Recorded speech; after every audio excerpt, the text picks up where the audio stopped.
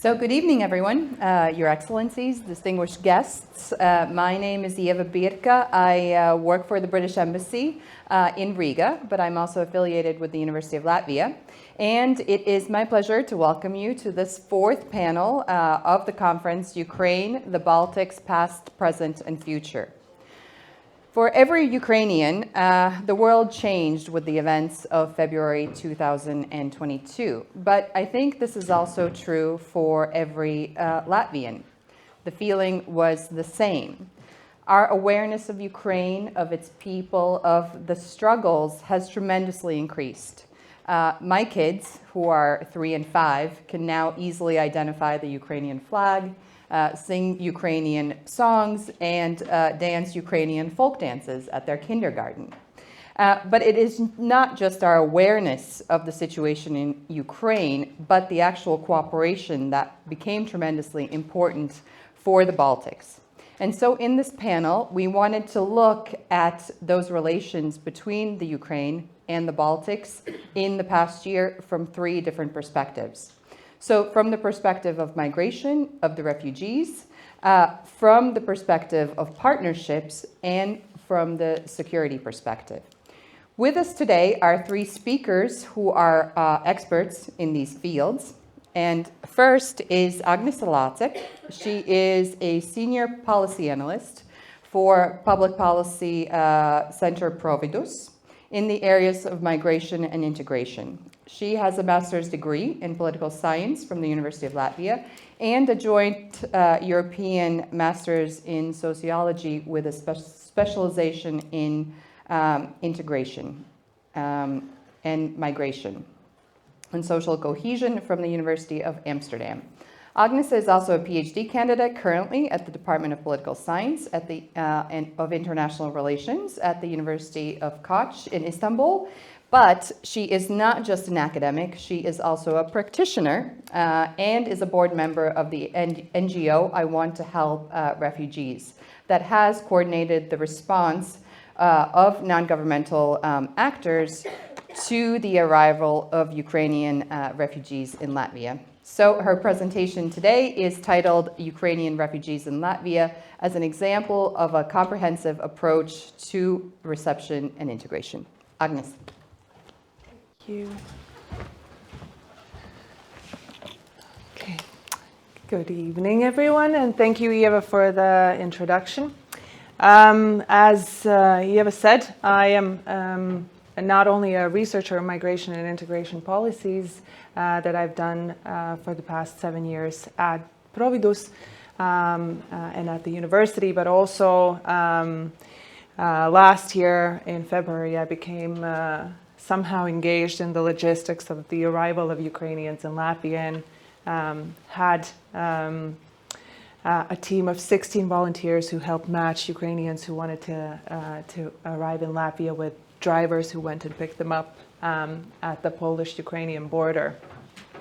And so, as Ieva said, for me, like for many people here in Latvia, this past year has been a lot about the response to the arrival of Ukrainians, the cooperation between various organizations, state institutions, and just engagement of the broader society. This is new to Latvia, and in my talk today, I wanted to address a few challenges to the response and the longevity of the response and the stability of some of the support mechanisms that were developed in Latvia that I link with our previous experience with asylum, with the reception of asylum seekers, and with integration policies. And of course, this is not to diminish the effort that Latvia and its society have provided to welcome Ukrainian refugees here, and I'll also, of course, talk about that. But I want to make sure to set the ground a little bit. Before February 2022, the asylum system, the reception system of beneficiaries of international protection in Latvia and the integration system and support to them after the arrival was quite rudimentary. It was rather new. Just to give you an example, that before 2015, before Latvia joined the EU relocation scheme, the highest number of asylum applications in Latvia didn't even reach 300 people. And also after that, the highest number of applications in 1 year has been in 2021, and that was 582. The applications were not high already, but the number of statuses granted was even lower. The number of statuses granted in 1 year, the highest one has been in 2017 when it was almost 300. Those were people who were relocated from Greece and Italy to Latvia, mainly from Syria, Afghanistan, Iraq, and Eritrea. And then in the past few years, in 21 and 22, most of the refugees in Latvia came from Belarus and Russia. So we're talking about very, very low numbers. Comparatively, in all the Baltics, this was the case. But also immigration in general has been rather low. The average number in the last 8 years or so has been about 8,000 people per year, and a lot of those are also return migrants. And during COVID, this dropped down to not even 6,000 people arriving in a year. But then, if we look at the numbers of Ukrainians arriving in the past year, we've accepted 40,000 people from Ukraine who have been granted either a residence permit or a visa with the right to work. Now, mostly temporary residence permits, but that's a technicality. Anyway, so before we had this rather rudimentary asylum system that also comparatively in the European context wasn't evaluated as comprehensive. There were certain areas that especially lacked in terms of international standards that we should be aspiring to. And those areas, the most problematic areas were housing, employment, and education, which, as you can imagine, are of course on the agenda also today with the arrival of Ukrainians. As you also probably know, this is the first time that the European Union has activated the Temporary Protection Directive, which is a new status of international protection. But even regarding that, there are certain minimum standards that all member states have to meet, and they're set out in the Protection Directive and the Temporary Protection Directive, and there are some guidelines from the European Commission what should be transposed in the national legislation. And even as I mentioned before, that the asylum system and integration system of refugees in Latvia was lacking in several areas. There wasn't much to carry over from the system in terms of how are we going to help Ukrainians. But even despite that, the response from the Latvian government and the NGOs and the society as a whole was very swift. The law on assistance to Ukrainian civilians was passed 10 days after the beginning of the war on the 5th of March. And there were several mechanisms, if you can say, that were developed by NGOs who have been coordinating among each other since the day before the war actually began, that have been now taken over by the government or are included in the wider government response. One example being the website that is still receiving many views and visitors per day, ukrainelatvia.com, that gives you all the information about arrival in Latvia and the support available. But the previous coordination structures, the previous services that were in place for refugees or even for migrants, they weren't really relevant in the context of developing these new support mechanisms. But as I said, the coordination between NGOs and between state institutions and NGOs has been rather intense. In the very first days, I went to help refugees organize coordinating meetings with other NGOs almost every day. There were lengthy meetings. Now we're down to once per week. It has slowed down, and we have also kind of gotten in the tracks of how things work. But in the beginning, this was the case, that there were sometimes even 2 per day if there were various topics. And also meetings between NGOs and state institutions were a lot more frequent. Now I think it's every other week that representatives of I Want to Help Refugees bring the messages, the praise and grievances from NGOs to civil servants in terms of what issues should still be addressed. But in the framework of this cooperation, many new support mechanisms were introduced, and something that you could call a comprehensive response to support for refugees was created. There was primary assistance that meant housing, food,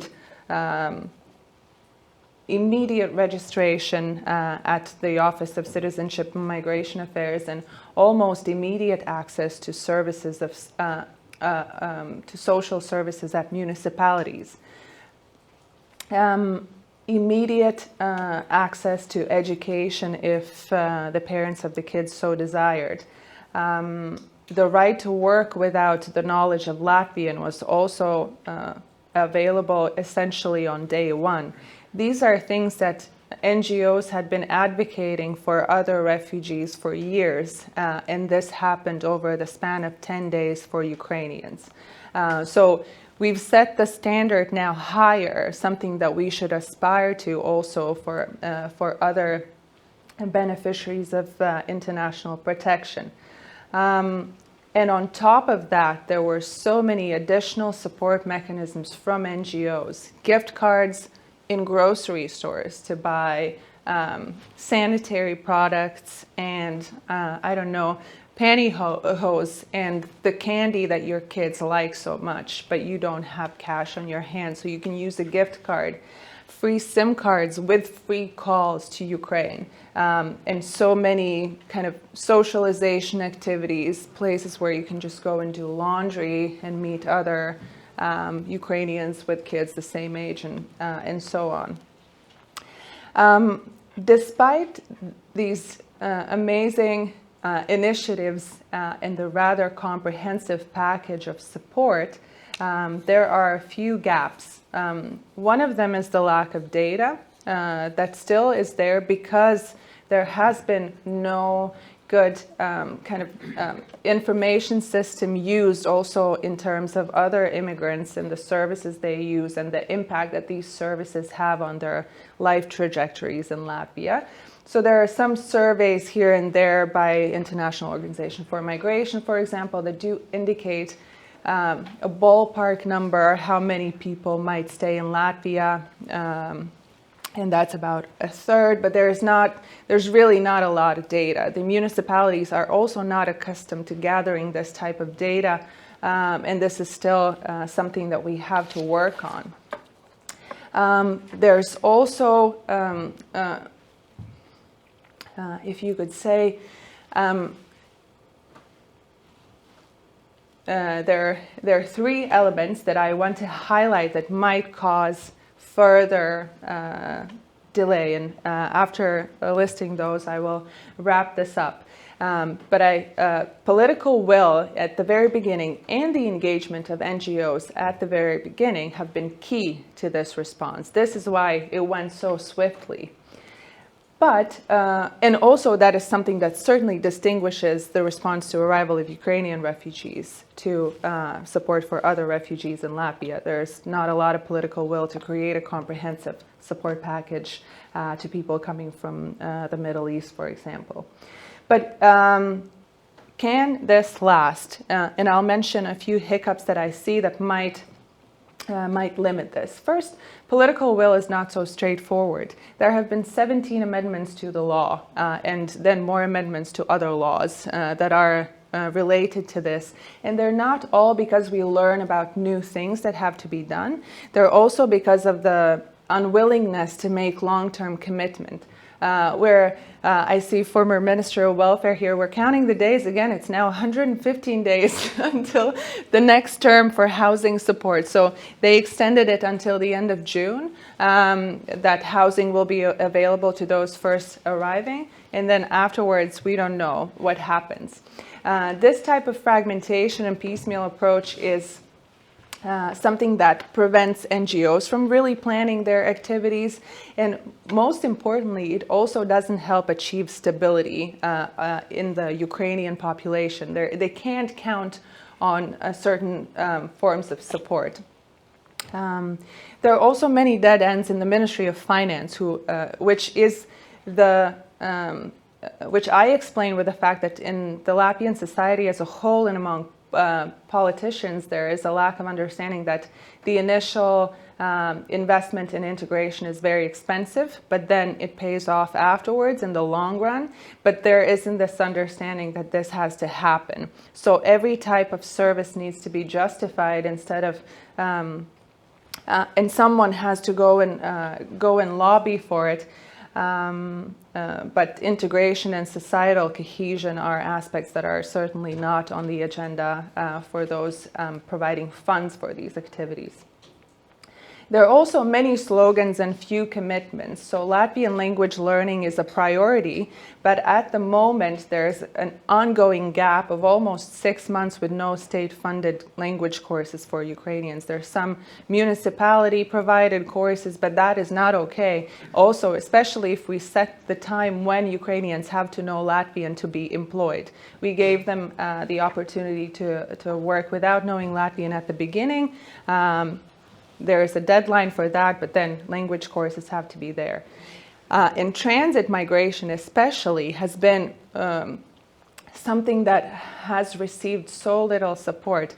On the Latvian-Russian border and in the bus station in Riga, it is still NGOs that greet Ukrainians, provide them with hot tea and help them with directions and where to go. And that is funding from external donors on our external border. The second element that is missing alongside of political will is that societal support, it's still strong, but there are some signs that it might be faltering. There are less donations, less volunteers, less people show up to demonstrations. And that might be fatigue, but it might be also other aspects, but we're not actually researching this too much. And it also is fragmented along ethnic lines. There was an opinion survey commissioned by Providus before the previous election, organized by SKDS here, that showed that 2/3 of Latvians say that support to Ukrainians is important, and this is something that they look for in political parties. Only 20% of Russian speakers said that. This is something that we haven't addressed, we haven't studied, and might lead to further polarization. And finally, societal engagement was part of the success, but for how much longer? As I said, NGOs are still coordinating among each other. They're still at the same table, but there have been promises of funding that haven't come through. There are plenty of messages that the NGOs bring that essentially remained listened to but not heard, I would say. And that limits the desire to work together in a coordinated manner, and also affects the trust in institutions. If the initial cooperation was something that maybe brought trust to some people that weren't always so keen on cooperating with state institutions, the piecemeal approach, the lack of political will, is something that now is making NGOs or activists question this again. And so this design and structure of the support that relied on NGOs so much, but now is not, but now some of the commitments aren't actually followed through, is, to my mind, something that can come to detriment of this great response that we had. So there are, of course, some things that could be done. First, fund the NGOs. That is rather simple. Second, medium-term policy planning, not 6 months and then 3 months and then 2 weeks. This is not okay. We don't want to be counting days and going with these arguments all the time. And of course, we need data. We need data on Ukrainians and their intentions. We need data on their enrollment in the education sector and employment. And we need assessment of societal views and this kind of ethnic polarization that might be there. Because otherwise, we might be creating actually more problems than solving with this type of approach. So thank you.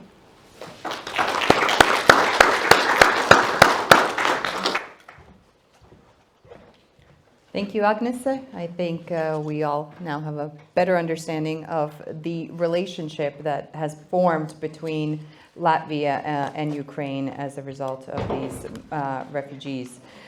Next, we have Andrew Wilson, and in his talk will be titled Ukraine and the Baltic States from Pupil to Partner. Andrew Wilson is a professor of Ukrainian studies at University College London. His lecture series on Russia's war against Ukraine can be seen on the University College London Ukrainian Society's YouTube page. He is also the author of several books, and his most recent was titled The Ukrainians, The Story of How a People Became a Nation, published by Yale University Press. He also has a forthcoming book on political technology, the globalization of political manipulation. So Andrew, please. Thank you.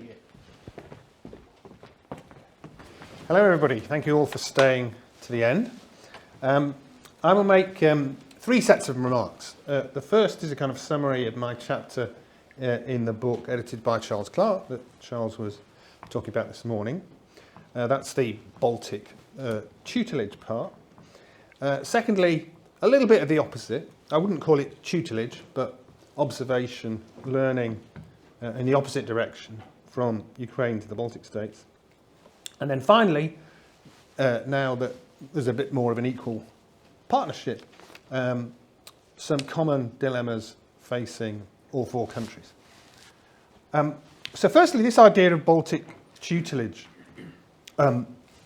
So I quoted the argument made by many people in the chapter for the book, that the Baltic states in the Gorbachev era very much played the role that Poland did in the Russian Empire in the 19th century. It was a problem in itself, but it also sparked and ignited other nationalisms. Both empires arguably overextended to the indigestible Poland in the 19th century, Baltic states after 1940. Moreover, in the Gorbachev era, political liberalisation in Ukraine arrived very, very late, basically at the end of 1989. So in very illiberal conditions at home in Ukraine, opposition activists were forced to rely on Baltic example and Baltic help.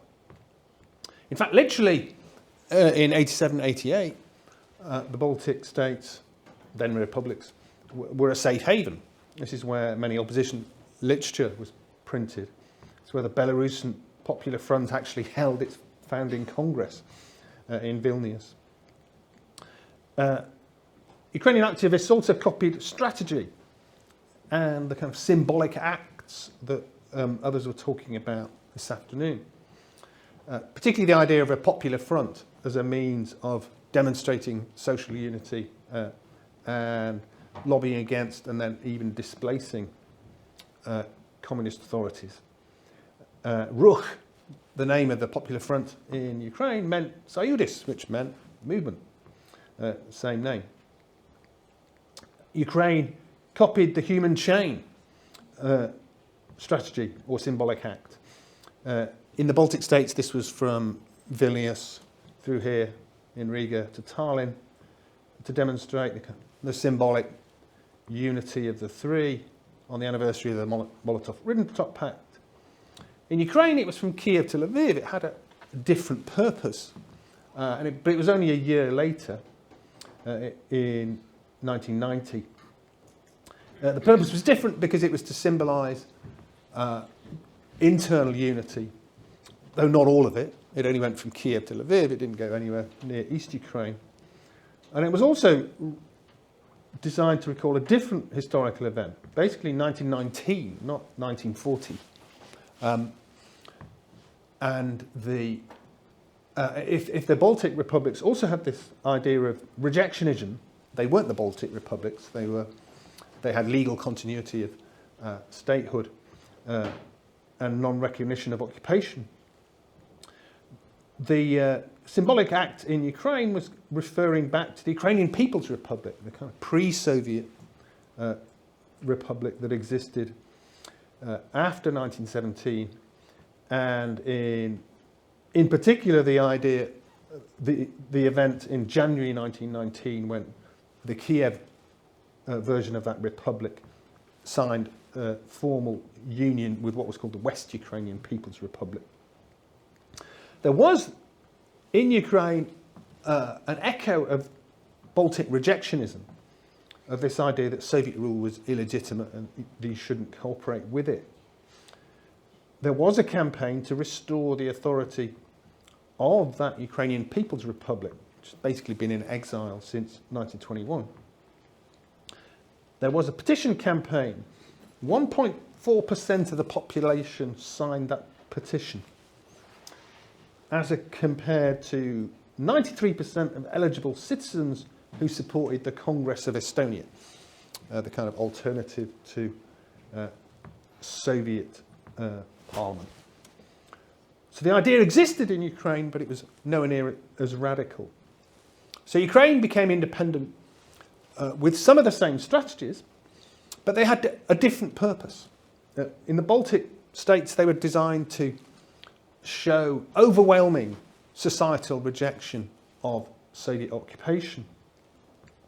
Whereas in Ukraine, the same tactics were designed to radicalise Ruch, the opposition movement, and help it in its pressure on the communists. And it was the latter that made Ukraine independent. Ukraine became independent, but only as the result of a kind of grand bargain between an opposition movement which wasn't popular enough to take power on its own. It only won a quarter of the seats in the March 1990 elections. And those communists who were prepared to back independence in 1991. In return, they kept their jobs. Retrospectively, this was a high price to pay. So then you had a kind of lost period from 1991 until the Orange Revolution in 2004, where Ukraine was independent but was too post-Soviet. So Ukraine became independent in 1991, but it's basically been retrospectively reinvented 3 times. Orange Revolution 2004, already talked about. The Revolution of Dignity 2014, and current events, which are basically a revolution without a name. They're certainly pushing in the same direction as the revolutions that do have names. Reform, de-Sovietization of society, Europeanization. The war has a name, the Ukrainian Patriotic War, according to Yaroslav Hrytsak, the historian. So in that once that counterpoint was established to post-Soviet Ukraine, you had a second type of tutelage that Ukraine sought to draw on Baltic experience of Big Bang approach to reform in the early 90s. How, retrospectively, you conduct late reform and de-Sovietize your societies. Though the real late reformer that Ukraine learned more from was Georgia. Because it also started late in 2003. But also from the Baltic states, if you like, second or even third waves of reforms after 2008, from Baltic e-government, e-reform, in particular when you had the so-called foreigners' government after the Maidan from 2014 to 2016. It was almost like Ukrainians were publicly stating they didn't trust their own politicians to reform entrenched post-Soviet conditions. They were Estonians, they were Lithuanians, they were diaspora Ukrainians, they were Georgians. So this was if you like, the phase of Baltic tutelage. Now, I wouldn't use the word tutelage. I don't think that's the right word for the Baltic states now observing wartime Ukraine. There are many parallels, but the Baltic states themselves are not at war. And Ukraine's approach to some problems at the moment is very much securitized. There is a state of emergency, there is a law on collaboration, none of which the Baltic states have, when they're considering similar issues, particularly decommunization, catch-up. Ukraine actually passed decommunization laws in 2015. So it kind of leapt over the kind of Baltic states to a more radical approach, even before current invasion. But the Baltic states are now considering how far to go in decommunization. It's much more than Lenin-Opad. In fact, most of the Lenins went here a long time ago. So the Baltic states are at the stage of thinking, how far do we go through politicians, through other Soviet symbols, decorative art? Yes, you would remove hammer and sickles, but what about Soviet-era socialist, realist mosaics, on the side of apartment buildings? How far do you go? How far is this broader sweep? How far do you push back against this culture as enabling the weaponization of Ruski Mir? We have a series of laws, particularly here in Latvia, that are actually quite radical. I'm sure you know them all, so I won't list them. Other parallels, moves against the Russian Orthodox Church, which is in a actually quite dire situation in Ukraine, trying to preserve its existence. Latvia has legislated autocephaly, if that's the right word. I'm not sure exactly here in Latvia. Lithuania has taken a slightly different approach of using the ecumenical patriarch to push back against the Russian church. And there are all sorts of other areas, learning areas, in terms of soft and hard security issues that I'll probably leave to Tom's to discuss. We agreed between ourselves. But one final thing, economic leapfrogging. Already before the Russian invasion, Zelensky's team had introduced this kind of global leader app for government services, DIA, which is so good, it keeps the economy running at the moment. If this hadn't existed and you'd still had to go to physical government buildings to get government services during current conditions, life would have been massively more difficult. And there's a lot of talk of the new Ukrainian economy that will be rebuilt as a kind of global leader. A lot of it won't be in Ukraine. A lot of it will be virtual. A lot of it will be based in Ukrainian communities scattered around the region and globally. So the Baltic states will interact with that, or maybe even host it to some degree, and to some extent learn from it. So 6 common problems for my kind of third set of remarks, a lot of which have been mentioned in part by others already today. Firstly, new alliances or configurations to channel many of these issues. How many do we need? One or many? What is the perfect number? We've heard all sorts of configurations in earlier talks. We do have the Lublin Triangle that was set up in 2020. That's basically the Hadiak Treaty of Ukraine, Poland and Lithuania from the 17th century. That's 3.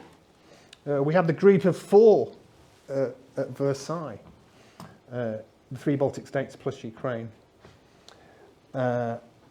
Ideally, though, we'd probably need 5. The Baltic states, Poland and Ukraine. Or possibly even 6, if Moldova could join as well.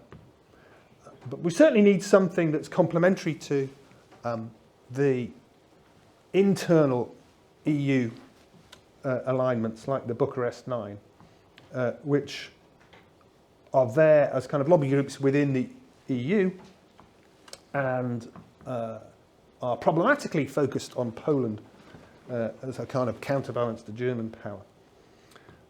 So the obvious name for this is Intermarium or something similar. It doesn't have to be one organisation. It can be all sorts of overlapping organisations. You also have the Nordic Baltic 8 and their relationship with Ukraine. You also have the idea of a UK, Poland, Ukraine triad. Although the UK being the UK, we haven't really fleshed that out so far in terms of what it actually means. Second set of questions. Baltic states have escaped the post-Soviet label and space.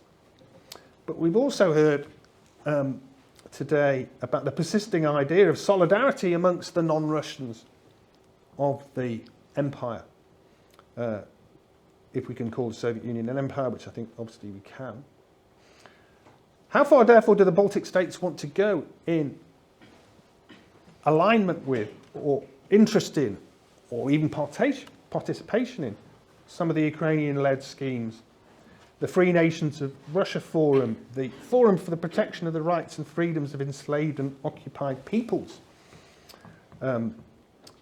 The fact that Ukraine's parliament declared Ichkeria temporarily occupied territory last October. The fact that 20,000 post-Soviet foreigners are fighting in Ukraine at the moment. How far do the Baltic states want to align themselves with that? Thirdly,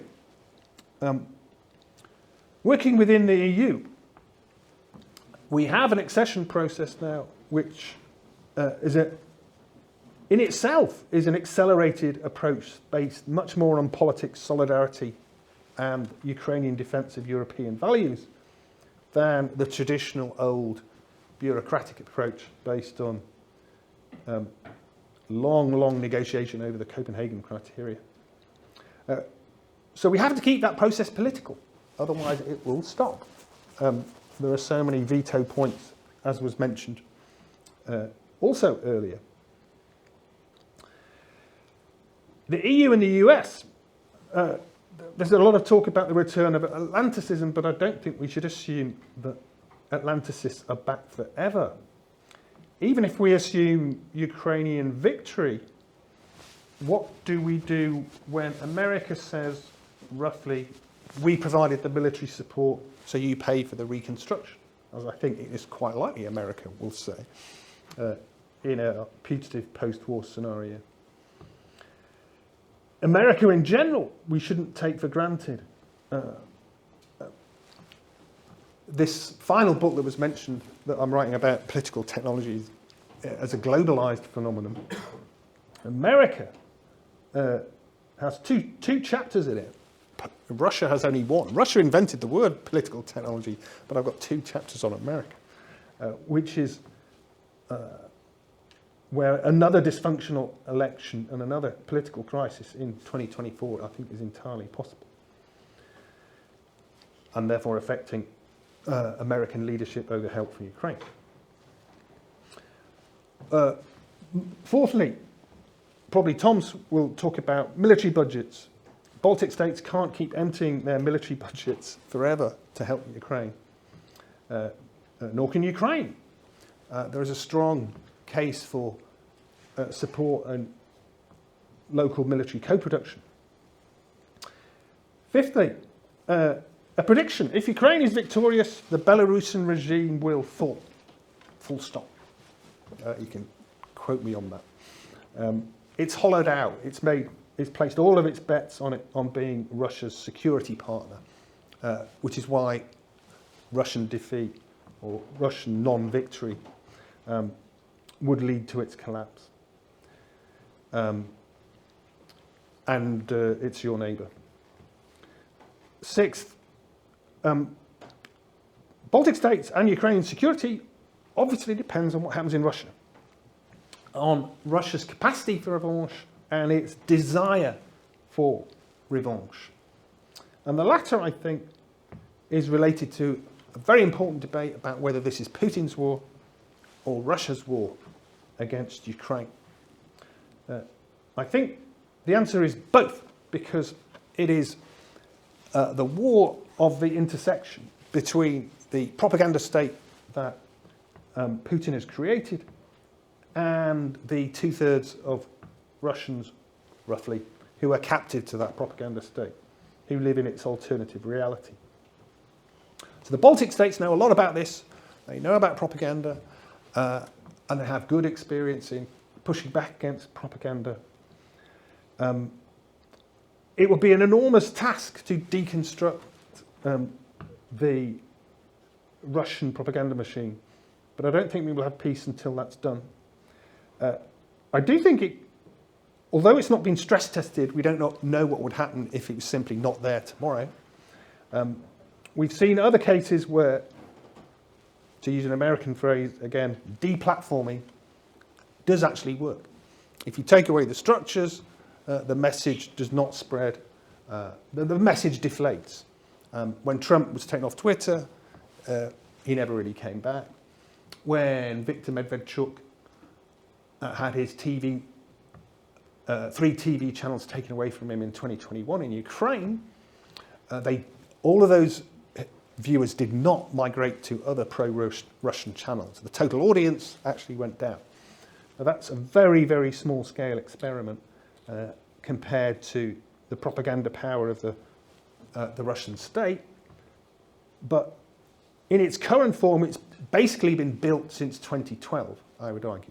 So it's something that was built up, and it is something that can be built back down. There are many other factors that are essential in a stable long-term peace, but that is the one that I'll finish on. Thanks.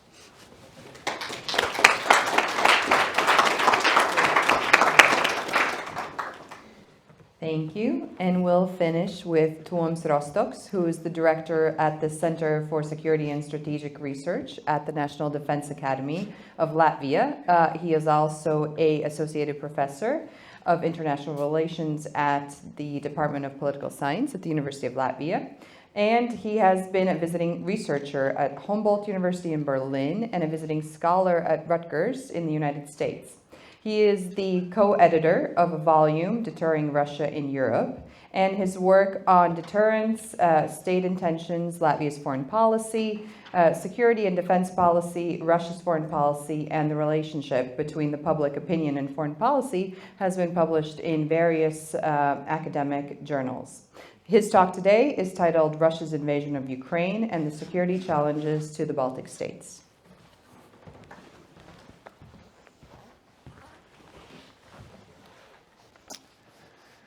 All right.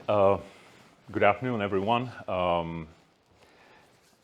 My job, I guess, is to talk about hard security aspects of the relationship between Baltic states and Ukraine. Also, of course, in the context of Russia's aggression against Ukraine.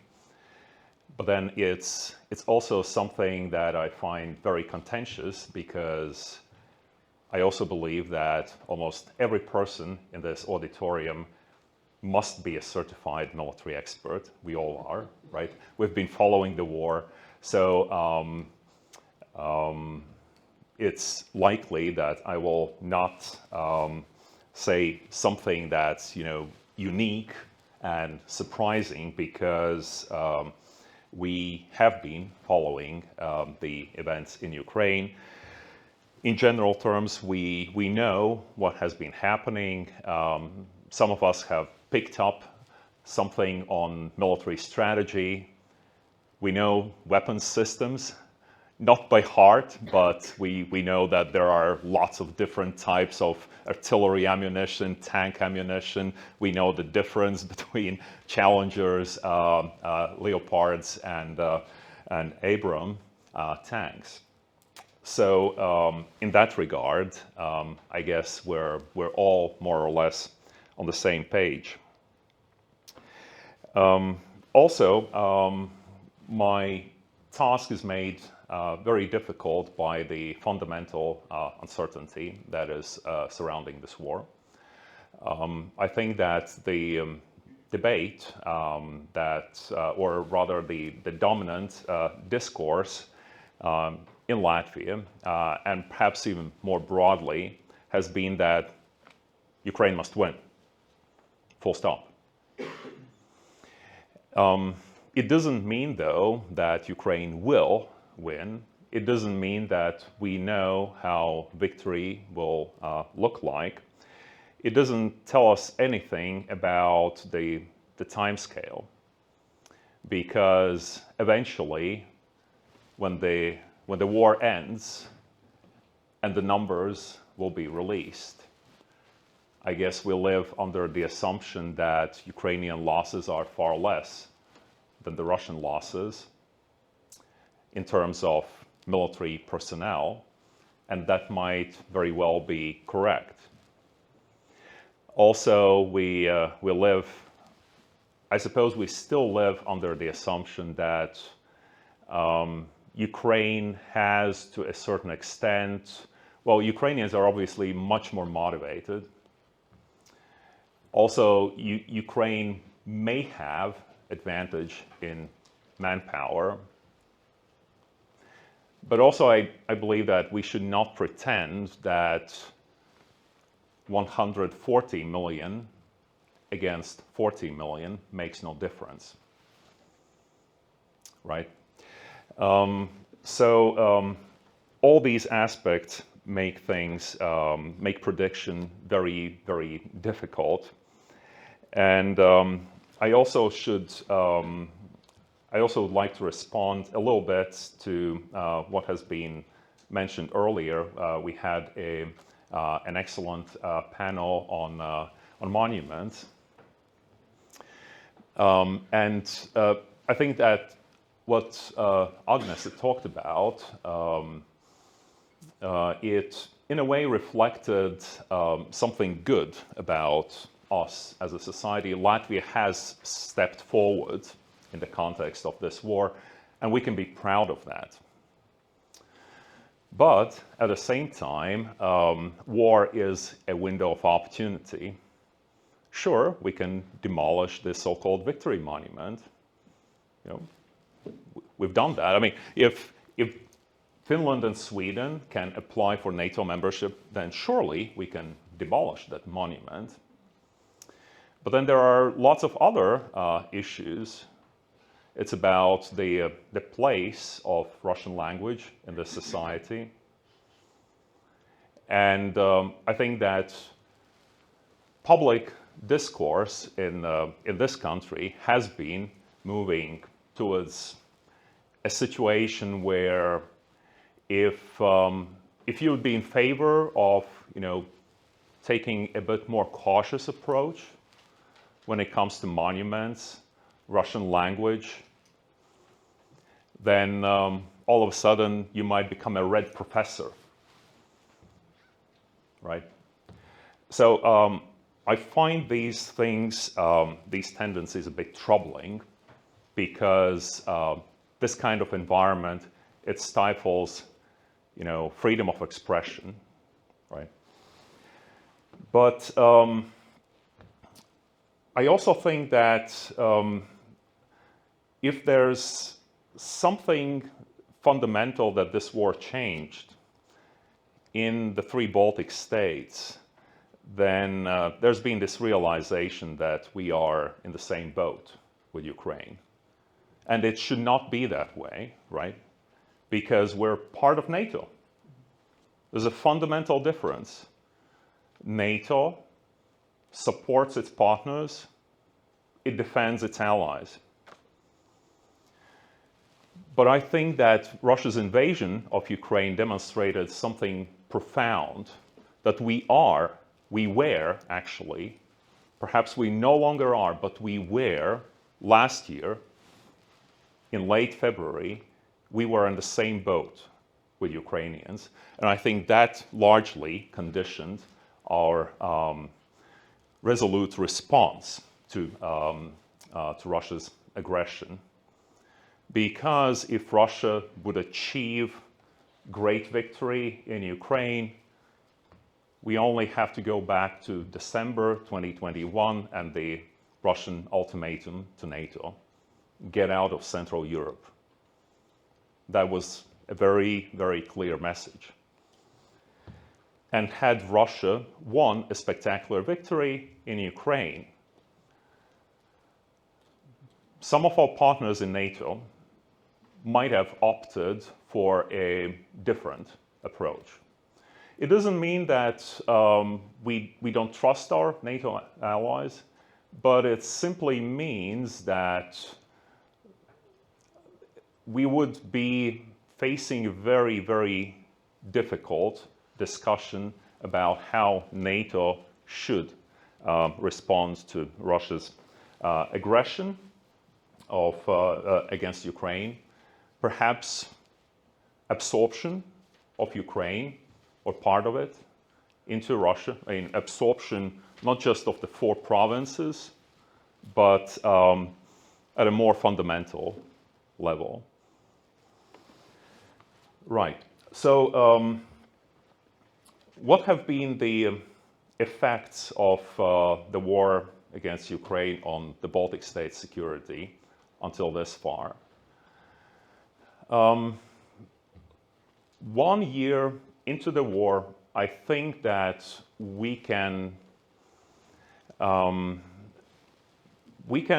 say this much, that our security has not worsened. It's very hard to figure out whether you're less secure or more secure, but because we're talking about things that might happen or might not happen. But I think in the short term, we are more secure because the losses that Russia has suffered in Ukraine are such that Russia will not be able to reconstitute its military in the short term. And also, a conflict with NATO is probably the last thing that the Russian president needs at this point. In the medium term, though, it is our assumption, and that is to my mind, that's a very questionable assumption. But our assumption is that Russian military will reload and might try again. Although I find this very questionable because it might be equally true that Russian political decision makers will not regard this war as major success. Their conclusion from this war might be, and that would be a sensible conclusion, that, we got away with it, we're still in power, good. And also this is something that we should never do again. That also makes sense. 150,000 dead in Ukraine, more to follow. Try this again? I'm not sure about that. Well, but the deeper problem that I'm trying to uncover is that our behavior is largely based on these assumptions. These assumptions might be right, or they might be wrong. Now, this war has, so if we continue on this assumption that Russia will not change, and I'm not talking about democratic Russia, that's a pipe dream in the short and medium term, but a less aggressive Russia could actually be possible if its decision makers learned the lesson that this was a mistake eventually. But if we continue with this assumption that Russia will not change, then Russia's war has revealed a lot about about the way it approaches use of military power. So this war has clearly demonstrated to the Baltic states that the military threat posed by Russia is existential. Also, it has demonstrated that the military plan that Russia would pursue against Baltic states would be very much like it pursued against Ukraine. So there will be, paratrooper landing somewhere deep inside Baltic states' territories, securing those airports, and then, taking from there. So the way Russia approached its military operation in Ukraine revealed a lot of information. Also, Russia's approach has been at least partially genocidal.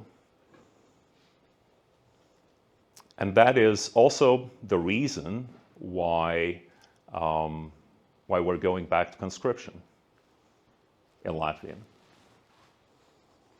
Because the threat is existential in a sense that we could lose our state if Russia attacks us, and it would be genocidal against the society. People as society can survive, but then Russia's approach to Ukraine has demonstrated the at least partially genocidal character of the war. Then Russia's military operation against Ukraine has also revealed a lot of information about what we would need to counter Russia's military. And the list is already well known. Those would be anti-tank weapons, surely. That would be artillery, including very long-range artillery that would allow us to strike deep into Russia as well. Not deep into Russia, but then let's say HIMARS systems that would allow us to place them in Kurzeme and then target Russian military formations, say 100, 200, perhaps even 300 kilometers away. Ukraine has also demonstrated how crucial air defense is. It's not a coincidence that IRIS-T system and Patriot system are going to Ukraine. Well, IRIS-T is already in Ukraine. Patriot system, I suppose, will be arriving or has already arrived, because had Ukrainians run out of air defense ammunition, Russian planes would be bombing Ukrainian cities much, much more than they're doing now. And in fact, at the start of the war, there was talk about no-fly zone. Right? There is a de facto no-fly zone in Ukraine's skies.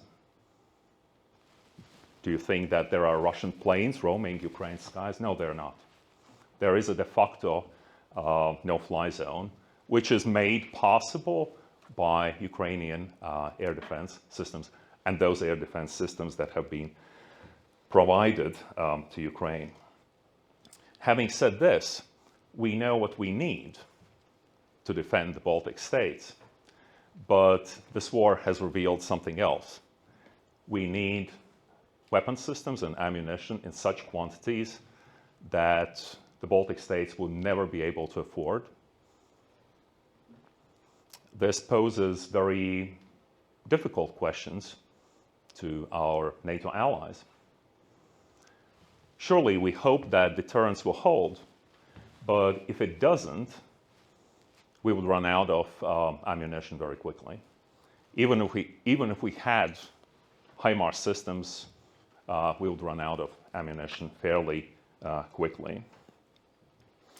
And this war also revealed something important. Well, for quite some time we looked at Belarus and we ask the question, well, would Russia be able to use Belarus as a staging ground for the invasion? And yes, the answer is yes. So, coming from this Defense Academy background, I would like to finish with a couple of points. First, I think the focus on Ukrainian resilience and will to fight is important, and it's the right focus. But unless you have a capable military, the game would be over. It wasn't the good citizens who lived in Kiev who defended the city. It was the Ukrainian military. Of course, it was a collective effort, but eventually it was the Ukrainian artillery. So Ukrainian forces managed to stop Russian forces, and then Ukrainian artillery went to work. And that was devastating because the Russian forces were sitting ducks at that point. So that's the reason why they had to withdraw. So that is one really important point. And I'm making this point not to diminish the importance of societal support, that the whole of society approach. It is important, but unless you have the military tools, it's just not going to work. The tanks will roll over. And then my final point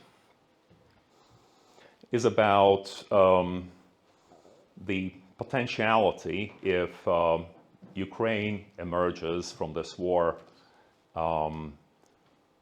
victorious to some extent. Victory may have very different faces, but if Ukraine emerges victorious, and if the same political regime stays in power in Moscow, then obviously in the medium to long term, we would be well served by Ukraine being part of NATO, first of all, by a rearmed Ukraine, by rearmed Poland. Poland is spending 4% of its GDP on defense.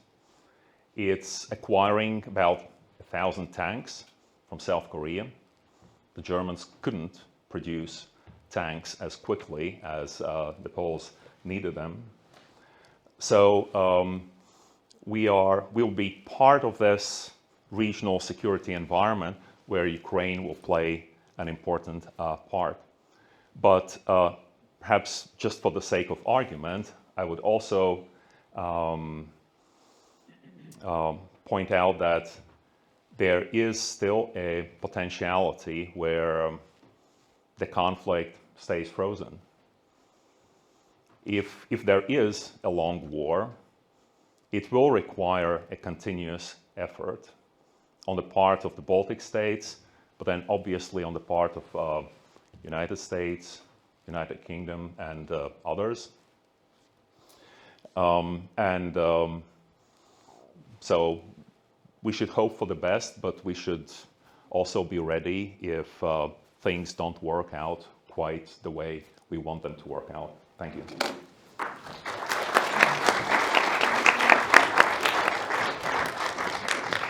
Thank you, Toms. I think you, in your last few sentences, you outlined quite clearly the future vision of Baltic-Ukrainian relations in both instances, in case there is a Ukrainian victory and in case the conflict drags on.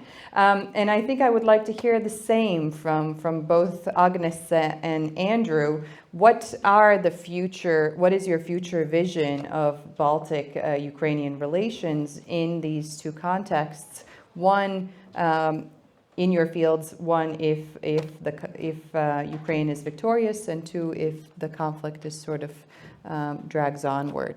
So what does it mean for refugees? What does it mean for migration? Well, for refugees and for migration, there are several points. One is even if the conflict ends tomorrow, there will be Ukrainians who will remain here. That has been the case of all refugee movements in the world, and the communities just remain. So there might be these kind of diaspora links that then where the Ukrainian community in Latvia participates in the reconstruction efforts from here, or the Ukrainian community in other Baltic states. The NGOs in general also that provide help to refugees here, several of them will also be certainly involved in the reconstruction efforts in partnership with the Latvian government, and many of them are already involved in the planning of these efforts. But what is actually lacking in the conversation is not the link with Ukraine so much. I think the support, especially on the political level and also in the societal conversations, that the support should continue, and then it depends who is engaged in these efforts. The conversation that is lacking in the Latvian context is what happens with the Ukrainian communities that remain here.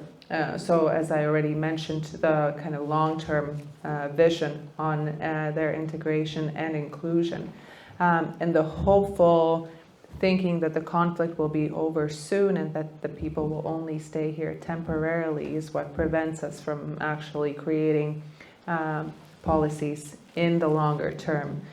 This has been the justification since the very beginning, since day one of the war. But unfortunately, we have to change the way we think about the nature of this migration and how temporary it will be. Andrew? The Ukrainian historian Yaroslav Retsak has talked of Ukraine becoming a Central European tiger, transforming the Baltic Black Sea region. In security terms, I think that's true. Whatever happens, win or lose. You'll have a region of high spending, hard security powers, as Thomas was saying.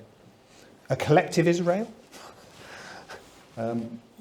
spending all of that money because of existential threat from its neighbour. Whereas in economic terms, you need victory for normalisation and recovery. In fact, you need victory plus, not just a line drawn on the battlefield. Ukraine needs so much more to rebuild its economy and its society, particularly because its economy and its population was traditionally tilted towards the south and the east. That's where all the big cities and most of the industrial capacity was. Yes, you can rebuild a different type of economy which is less based on physical production, but you always need some manufacturing. You can shift some things to central and western Ukraine. But the reason that Ukraine talks about all of its territory isn't just legal, it isn't just about the moral issue, it isn't just about saving the Ukrainian populations in those occupied territories. It is about post-war planning, that these previously heavily populated areas in south and east Ukraine aren't recoverable if Russian armies and missiles are just a few kilometres away.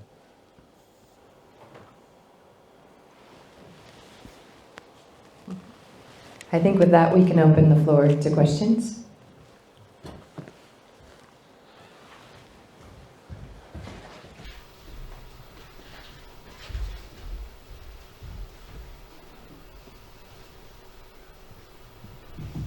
Hello, Zena Wagner from Ministry of Culture, and just to reconfirm something that also was said, certainly at the beginning of the war, it it's completely agreeable, and I think that's achievement for Latvian non-governmental sector, that they were able to provide the immediate response and that they had this capacity.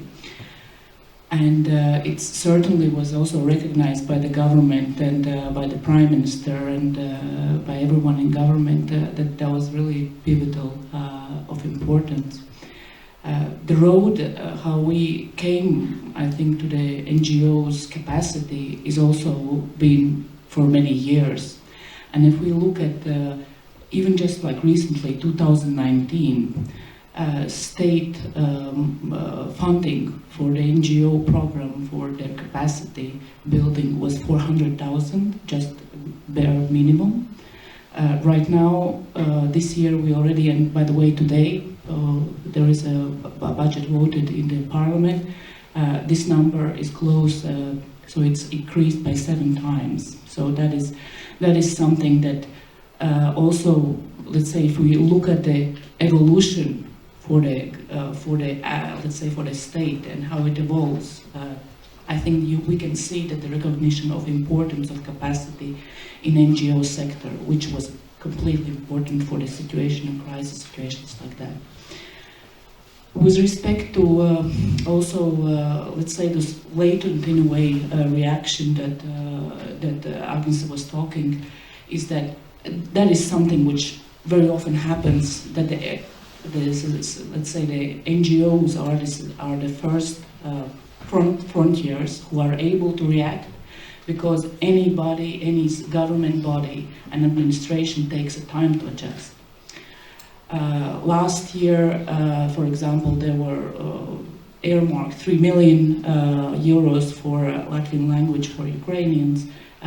The capacity was couldn't, the sector, NGO sector couldn't, and also people who were ready to learn could not absorb it, so it was just absorbed by half.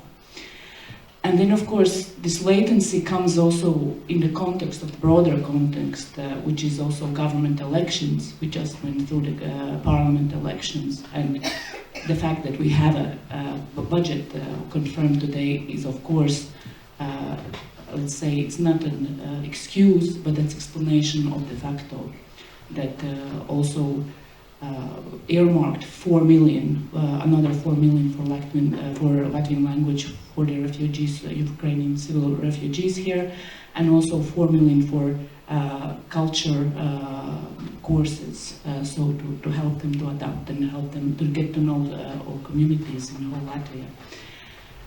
And I think we can't exclude, let's say, we can't avoid that. Everybody is learning. This is unprecedented moment. We never had crisis to that level, and we are learning also on the government side, as well as we learn from the NGOs, and NGOs are learning. So we definitely hope that in future we will be better. We definitely are stronger today than we were before. And yes, and thank you for the work you do, and I think together we can do much more, especially if we look each other as a partners and as a collaborators. And yes, we are here, and we are trying to do the best. And so that was the comment that I wanted to make with respect to the geopolitics, and I think it's inevitable that realism theory is right back. So if we were living before in the times of just unipolar powers, there realism is back, and of course the national interest is back, and that of course shows, say, some struggles that we see in the European Union. Although European Union has got much stronger now, at least we hope so. There's been some shift, but my question would be for the two ones is something other thing which is looming, which is the rising great power of China, and how do you evaluate how could the picture shift if suddenly one of our main allies, United States, will get busy in the Atlantic Triangle? That was one question. And another question, How do you view the situation right now and the position that the global South is taking on this war? Thank you.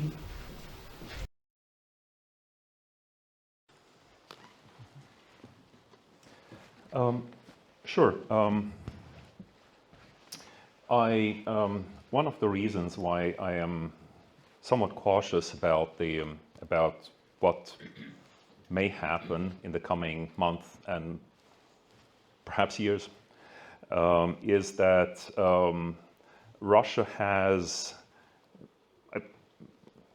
pursued maximalist aims in its foreign policy while being an actor that is uniquely rational in its approach to Ukraine and the West more broadly. We might not see much rationality in what Russia did, but then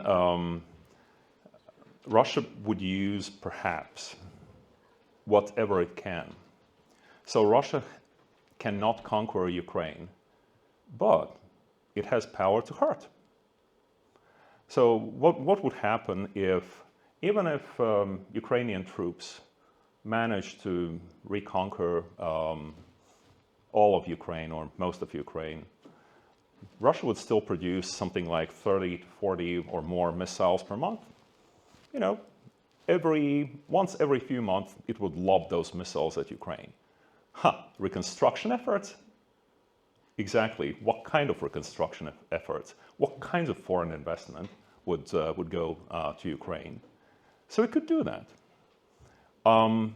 Probably it will not come to that, but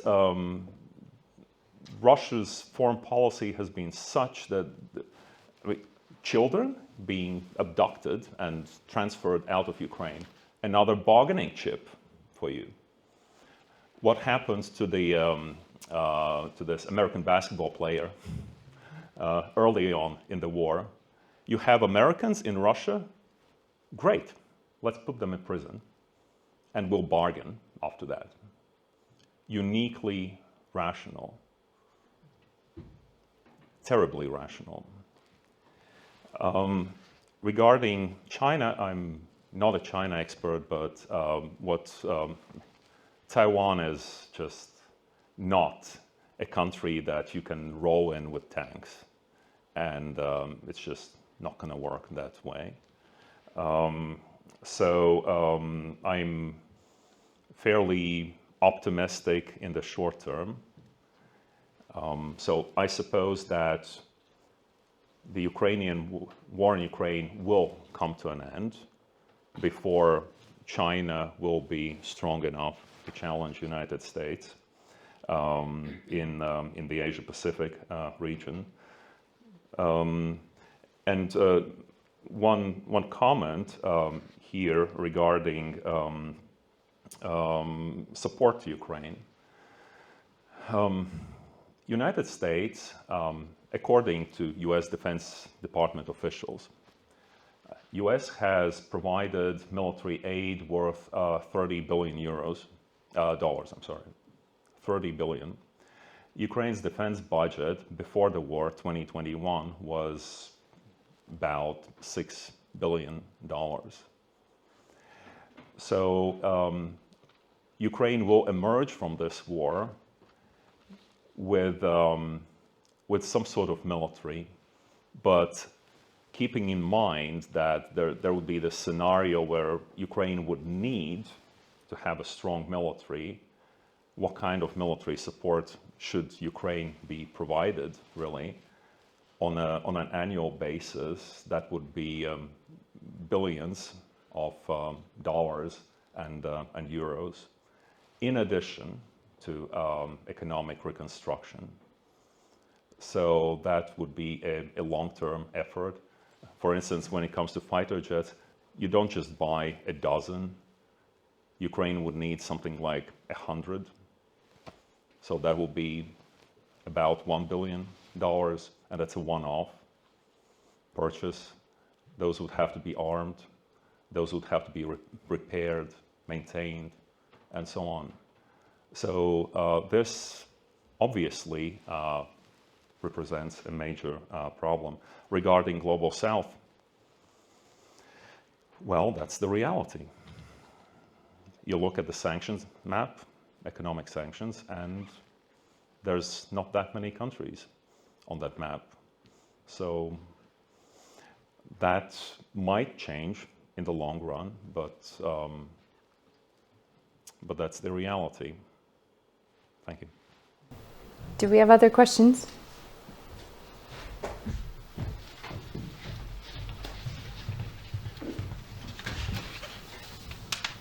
Thank you very much. Really interesting discussion. This is like geopolitics par excellence, so really glad to be here. 2 points. First, in Britain you can hear sometimes scholars commenting that Russian minorities in the Baltic states, or in Latvia and Estonia in particular, is a kind of a dog that hasn't barked yet. So in this connection, my question is, what are the possibilities for Russia for operationalizing these minorities? Something in a way that you had in 2014, 2015 in Donbass, all sorts of people's republics, some sort of rebels and stuff like that. Is it possible? Is it realistic? Should we fear this, and should we kind of prepare for this or work on this? And the second question is, it was quite fascinating that in all your talks, 2 words haven't been mentioned at all. The first is obviously China, which my colleague brought up here. Because if China really weighs in this, this will be a different game. It's a major conflagration. And it's not in China's interest to see Russia, to see the great power status taken away from Russia. China does not want defeat of Russia. It's fine if it's a frozen conflict, if it's kind of weak, but it's still kind of going on. But defeat of Russia would be something different for China. And the second word that hasn't been mentioned is nuclear. I mean, we cannot wish this away, that Russia is a nuclear superpower. And can we really trust the Russians so much to expect that they really do not press the button under any circumstances? If, for instance, their interests in Crimea are threatened, if their naval base in Crimea is threatened, or even in Donbass, because even if liberals came to power by some miracle tomorrow in Moscow, it would be really hard for them to give those territories back, even Donbass, because now they're part of, they're protected by Russian constitution, and you have all this. Russians really don't want that. So I'd be interested to hear your thoughts on that. Thank you. Anyone want to take that? I'll start, and my colleagues will then continue. Russian minorities, I think that Russia would find it very difficult to weaponize them. Hate this expression, weaponizing people, but I think it'll be very, very difficult to do that given the circumstances. At the same time, however, going back to things that have been done and that are in the process, so we certainly expect certain good effects that would come out of getting rid of the occupacles. So you expect good effects from that. Also banning Russian propaganda channels, there's got to be good effect there as well, to a certain extent. But then societies are inherently complex. You can never do just one thing, so that you would identify the problem, come up with a remedy, and that you would only get good effects from your actions. So I would be cautious there. I think we've, at least in Latvia, we've managed to get some of the low-hanging fruits, some of the obvious things that, well, that could be done in this window of opportunity. But then I'm just afraid if we press too far, there might be backlash. Then regarding nuclear weapons, my speculation would be as good as anybody else's, almost. But having said that, I think Russia has primarily used this as a rhetorical device. And the assumption has been to make these nuclear threats that would be widely publicized in the West, discussed, and that this would induce a little bit of caution on the Western side. Russia has succeeded in that largely. Also, there's major difference from the Cold War. I'm not saying that the practices of the Cold War were perfect, but then I'm afraid we can't have meaningful discussion about nuclear weapons and nuclear war, nuclear strategy, especially nuclear strategy under current circumstances. But I also think that we should stop treating our citizens like children. There should be discussion about,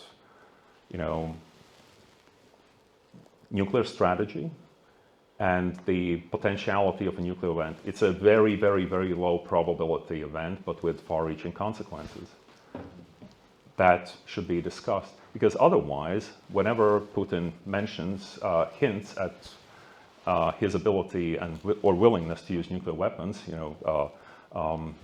every time he does that, there's, people are opening Google and they're literally Googling nuclear war. We know that.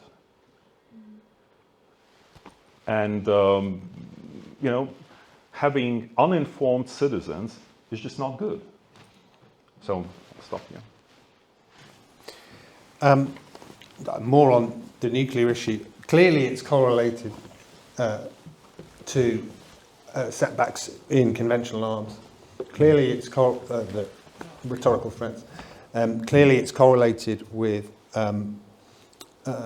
periods when we are climbing the stairs, upping our support to make as many of us as possible more reluctant to do that.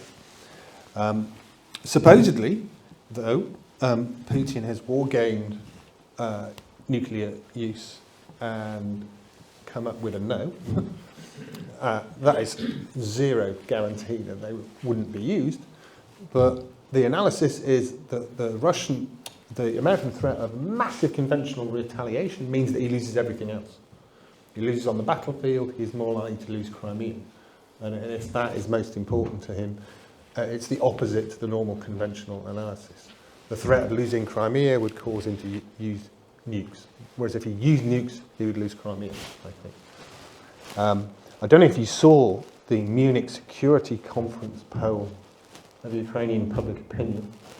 They asked 3 questions to Ukrainians about the use of nuclear weapons over the Black Sea, somewhere in the Ukrainian countryside, and on a Ukrainian city. And 91%, still 89 said Ukraine should keep fighting in those circumstances. Unbelievable. But a big deterrent on Russia. But this is so not the Cold War. The fact that Russia has routinized the language of nuclear war and threat and plays with it. Some of the memes, 6 years ago I gave a talk in the Houses of Parliament, which is basically a meme from Russian TV, which starts with the London Olympics and ends up with them destroying London in a nuclear fireball, and then the slogan "После нас только тишина," right? After we get to you, silence. Right? This has been around a long time. Right? This is not acceptable. Denuclearizing Russia is a fantasy, but we need to get back to some of the kind of rules of mutually assured destruction, and therefore not using that kind of language. On China, just a couple of things. Yes, China wants to see Russia as a medium-sized power, maybe not a global power, but as a counterweight to America.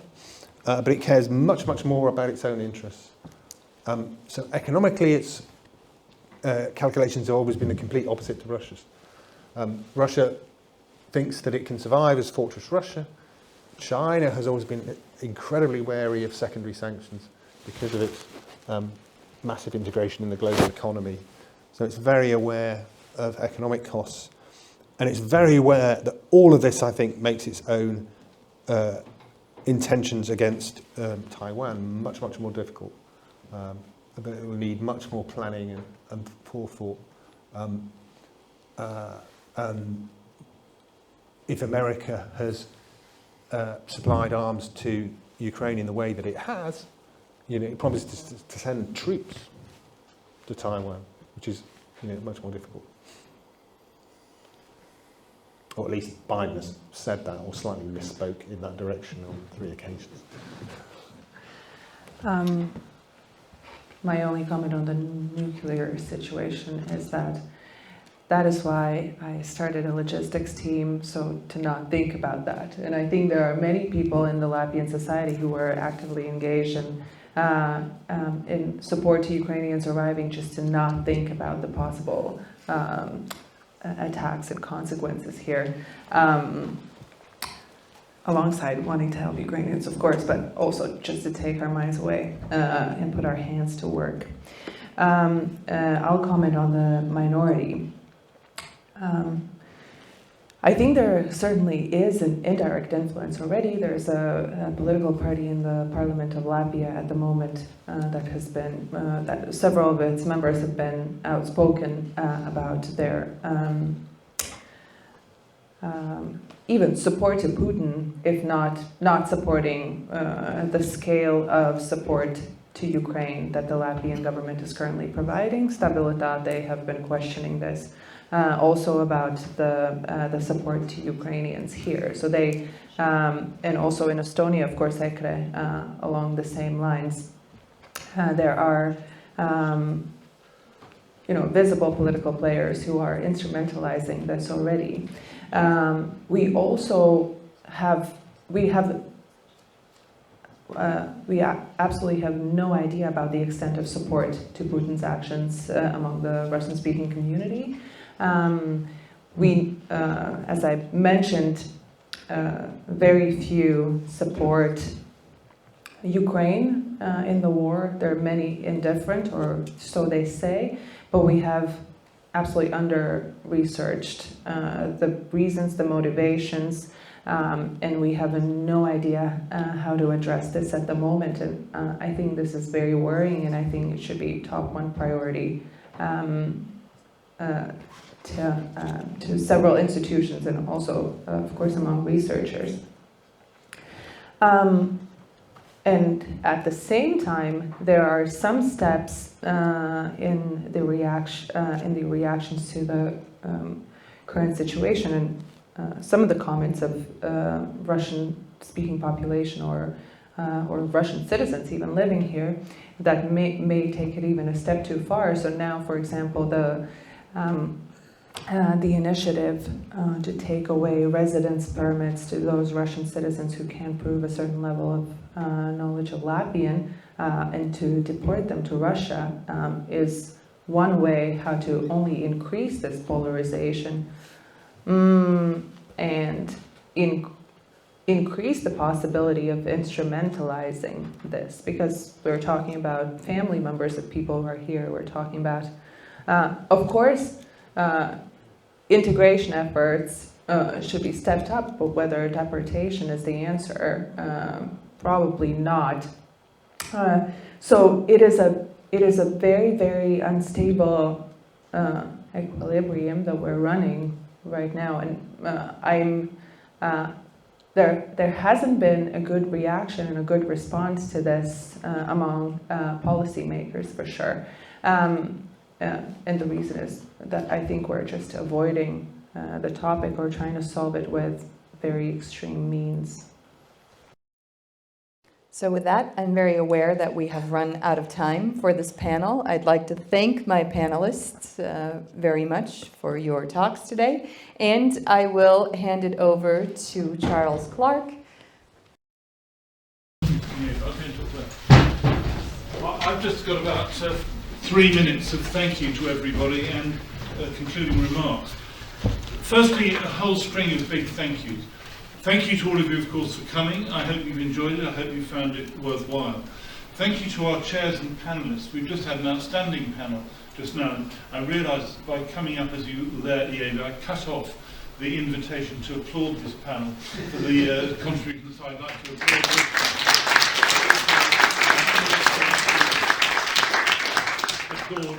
In applauding them, applaud all the panels that we've had. I want to thank the SSE, the Stockholm School of Economics Rector, and your team for all the support you've given us during the course of the day. It's been tremendous. I want to thank our partners, the British Embassy here, who've been tremendous throughout, the University of Latvia, who've been tremendous, and I particularly want to thank the team from Cambridge here, who've really made all this happen. It's been a whole set of different efforts which have made it work. What have I drawn from this? Firstly, I have drawn the conclusion that geopolitics and the study of geopolitics, thinking about geopolitics, is increasingly important for everybody in our world. For many, many decades after 1945, there was a sense that we had a kind of relatively stable, relatively settled world, that geopolitics didn't really matter in that kind of way. But it's demonstrably not the case. It's absolutely not the case. And there are big geopolitical miscalculations which have taken place. The two that stand out in my mind are the American and Allied withdrawal from Afghanistan, which was a big shock August a year ago. And all that money spent, all that resource effort, to what avail? What was it all about? What geopolitical decisions have been taken? And then the one we've been talking about here, Putin's invasion of Ukraine just over a year ago. The geopolitical implications are so enormous, it requires more thinking, more thought. Interestingly, we were talking to one of the big banks in the City of London the week before last, and they say in the last 2 or 3 years they're wanting to step up at all kinds of levels their study and understanding of geopolitics because it's so important for what they do. The second thing I've drawn from today is the real importance of getting good understanding and good information about what other people are thinking, how people are behaving. A number of criticisms have been made. For example, Donatis this morning about the West at the time of the Treaty of Versailles, not understanding where these places were, but the former ministers earlier on talking about the real incapacity of, quotes, the West to understand what was happening and what was taking place in this contemporary time. And I think there's simply insufficient discussion and consideration of all these issues in detail to draw them out. You just made an excellent point, Thomas, about the need for people to debate and understand what the nuclear threat really means today and how it could be dealt with and what the reality of it is. Because otherwise, if you don't discuss it, then everybody thinks, God, it must mean that. And does it actually mean that? So I think the second conclusion, the first being the importance of geopolitics, the second is good information, good understanding, good debate and consideration of all of these issues to be much more widespread. The third one for me is the importance of individual people and countries' behaviour and performance.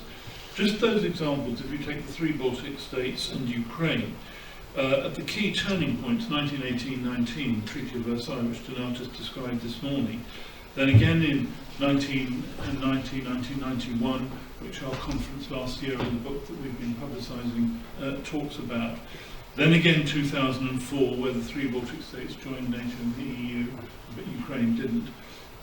At all these turning points, people were taking decisions. It was not obvious that the Baltic states would be able to become independent in 1918, 1919. It happened because some people took a lead in the context which allowed them to deal with it. It wasn't obvious, and various references have been made today, that the three Baltic states would be able to join NATO in 2004. There were many big, powerful forces who didn't want that to happen. But people behaved and acted in particular ways. And that's what the geopolitical conversations are that we have to understand. I think the fourth conclusion I draw is this point about clear expectations, the danger of false promises, the fact that people talk in slogans in a way without relating them to reality. We have to find ways of anchoring the discussion in a sense of what real alternatives are, what real possibilities are. All the contributions in this session, for example, Ieva, have been about anchoring it in this reality, not having it as a polemical kind of exchange of PR propaganda or anything like that, saying, well, what's the truth, what's the situation? And we need to do that in a much more considered way. I think another point that arose for me, particularly in the session we had on the monuments, is studying how societies change. And the place of the Russian origin people in these societies is a good example of that. But in all of these areas, societies are changing the whole time. So do we help those changes happen? What are the things that should be done to help changes in the right direction? How could we move more to ensure that potential tensions are taken out by good behaviour throughout? I think that's another very big subject of discussion. And always at the back of my mind is always this concern. The United States has been mentioned a great deal today, and rightly so, and it always is rightly because it's very important. But to what extent can we always rely upon the United States as the situation which will solve these situations? Is a question which is always in my mind. I suppose it was put there most strongly by the presidency of Donald Trump, and the real question as to whether Article 5 of the NATO alliance would be operated by his administration. I think it would have been actually, but just the language he used and so on made it more difficult. But I think we just have to think very carefully what we can do. So I suppose what I want to say is these are all very big questions. They're big discussions. We in the Baltic Geopolitics Programme at Cambridge University are about discussing these as widely as we can, as comprehensively as we can, to have a lot of continuing events of this type.